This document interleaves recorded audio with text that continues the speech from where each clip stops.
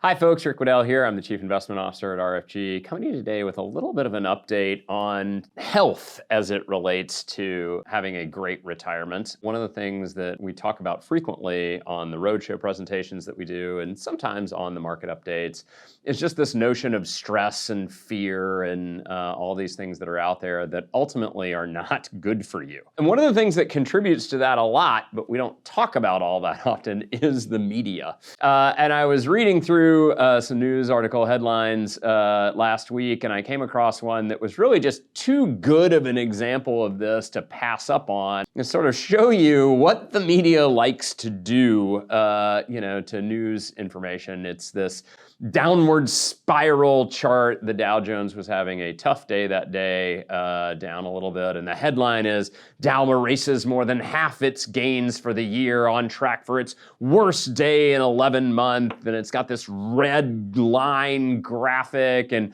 honestly, if you don't look too closely, it looks like the building is on fire behind it. There's these orange flame graphics and lights in the windows, and I assure you that the Federal Reserve is not burned recently. But if you just looked at the picture, you might not get that. It's very scary, and the media does this on purpose, just so we're clear. They do this because it helps you tune in. If they said instead, hey, Dow's having not the greatest day, but still very, very close to its all-time highs, I'm not sure that you would actually click through into the article and see all the advertising that they put out there that they get paid for. And in fact, the Dow is up 16% over the last 12 months, so it might be having a little bit of a rough day on that particular day.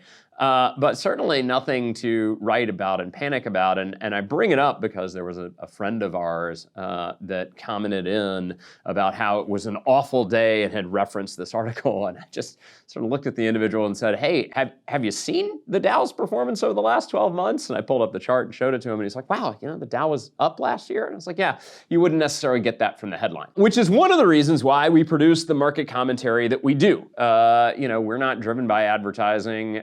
I certainly don't get paid any more or any less if you click into this. But we do want to provide our clients with a medium in which you can consume financial information. You can find what's going on out there without it necessarily being overly sensational, without it being crazy, without it being like, oh my goodness, I gotta tune in next to figure out why there's the next disaster going on. Because ultimately that stress is not good for you.